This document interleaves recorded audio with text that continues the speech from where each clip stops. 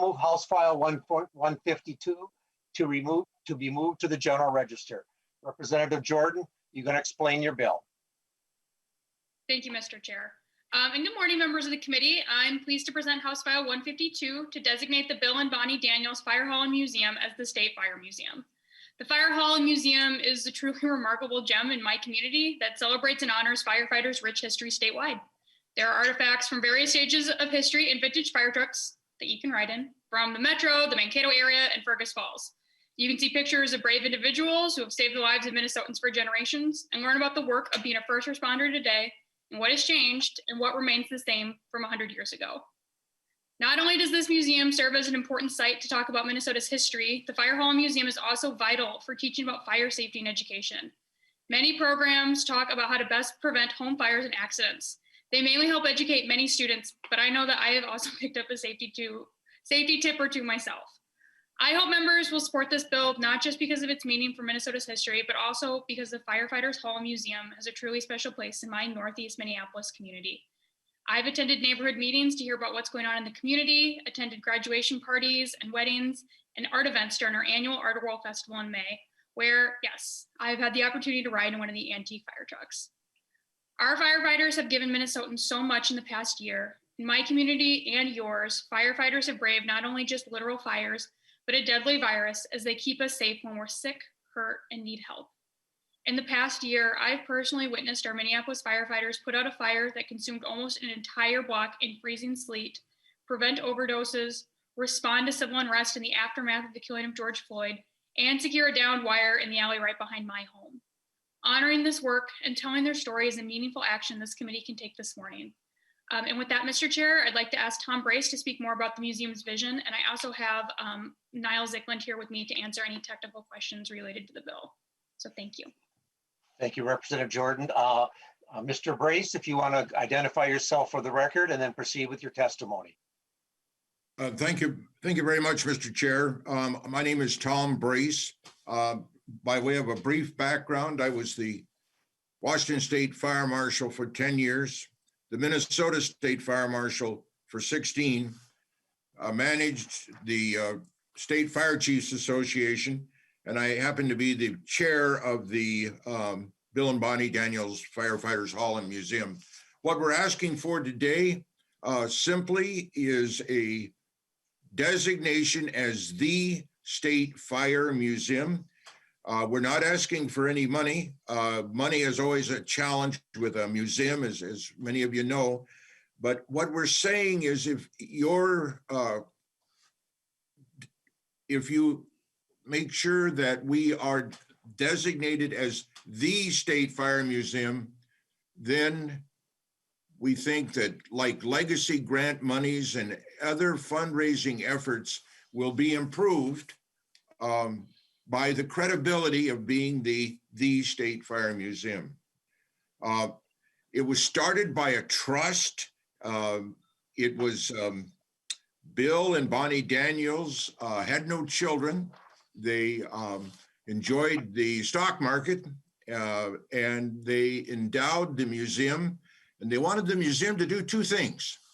One, be a fire museum, and two, have a place for retired firefighters and others to go and talk about experiences that they had in the past. And we believe we have honored that tradition.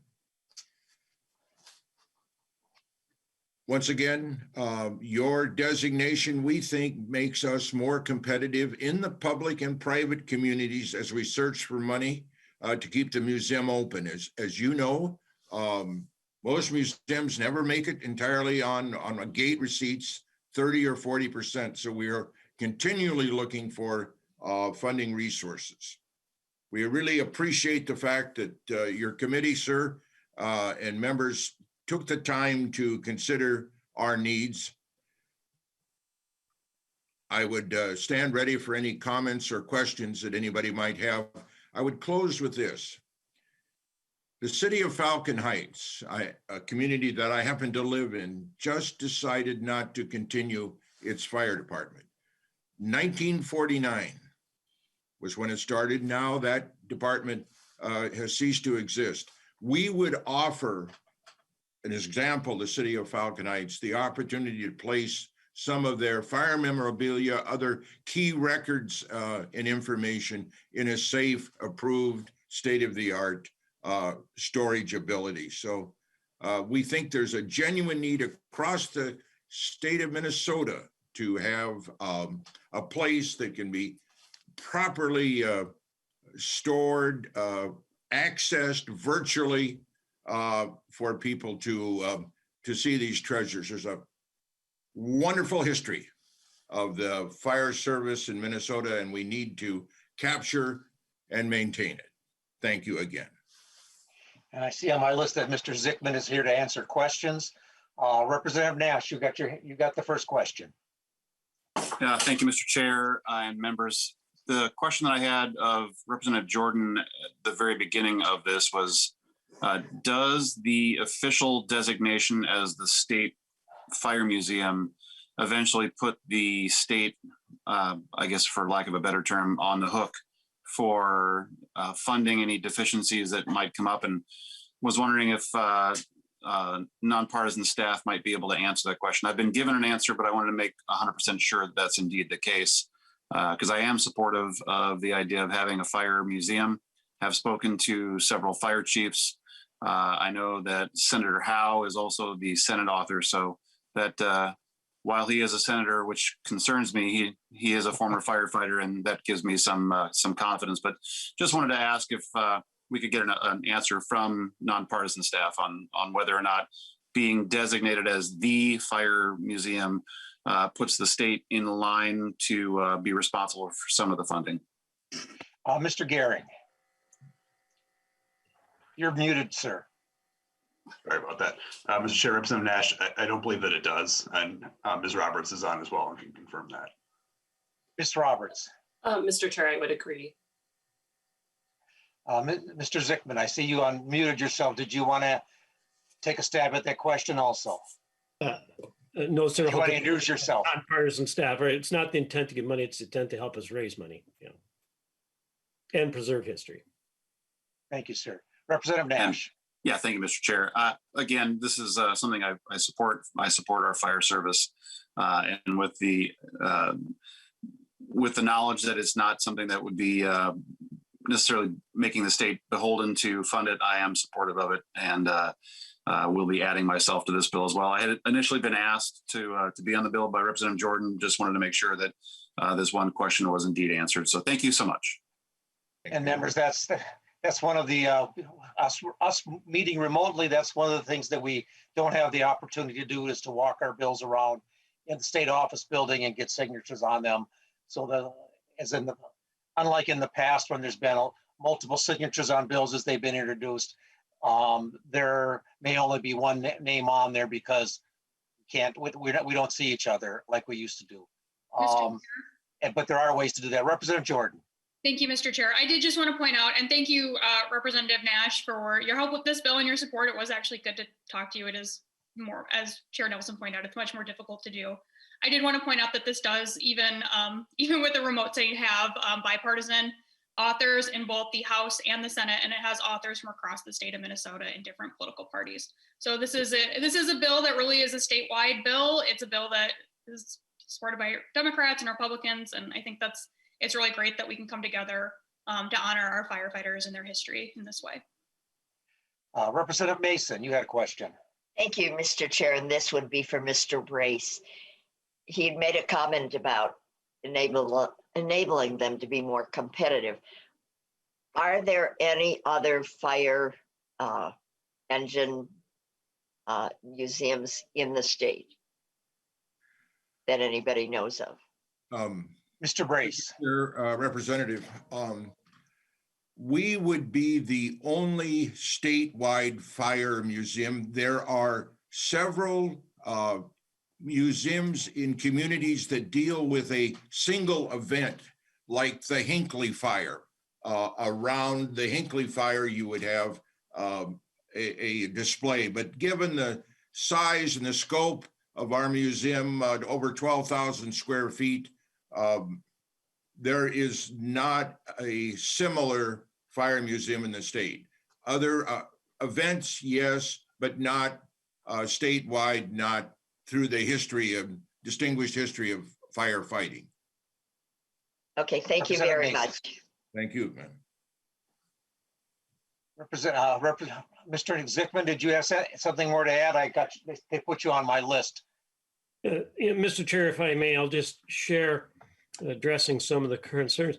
We will be and are eligible for the legacy money, and that's significant. And that's, as you know, constitutional money. And one of the visions as we gather more information from across the state, and we've reached out to departments up on the Iron Range, down in the Southwest and the central area. And as we're talking to the chiefs, you were just getting a wonderful response. But one of the first grants we've already submitted is getting into what's called virtual access. And it's part of the Alliance of Small Minnesota Fire Museums. And for a modest $300 a year, we're literally able to put just volumes of digital data onto that server that's protected backup farm. It's all part of the Minnesota Historical Society network. And so that's where not only do we get to start preserving, but right now, if you want to know the history of Falcon Heights Fire, you have to go to Falcon Heights Fire, or Bowabic, you have to go there. Now, everybody everywhere in the world through internet access. But in addition to that, we'll be submitting legacy grants to make interpretive displays, and our goal will be to make them portable kiosks. And so think of the Oregon deployment that just occurred here a month and a half ago, where you had 20 firefighters from across Minnesota, setting aside 2 weeks of their life, endangering their lives, traveling, across the country to the West Coast. And so we'll be writing a grant to do the oral histories, to take a lot of the imagery and create those portable displays, and then percolate them out throughout the state of Minnesota, so all Minnesotans can see and capture and learn about that history. So that's part of the vision. Thank you, sir. Representative Jordan, you want to do a quick wrap up? Yes, Mr. Chair. Thank you for the opportunity to talk about the Bill and Bonnie Daniels Fire Museum and its importance to the state of Minnesota. I'm so thrilled that I get to represent so many wonderful firefighters and retirees in this building, and I'm glad that we can share this real gem in our community with everyone in the state. So I hope you will support the bill. Thank you. Thank you, Representative Jordan. And with that, members, I'll renew my motion that House File 152 be moved to the General Register. And the committee assistant will take the roll. Chair Nelson, Aye. Vice Chair Carlson, Aye. Representative Nash, Aye. Representative Bonner, Representative Bonner, Aye. Representative Drazkowski, No. Representative Elkins, Aye. Representative Greenman, Aye. Representative Cleavorn, Aye. Representative Kosnick, Aye. Representative Mason, Aye. Representative New Brindley, Aye. Representative Pulowski, Pulowski, aye. Representative Quam. Aye. With 12 ayes and 1 nay, the motion prevails. Congratulations, Representative Jordan. You're on your way. Thank you.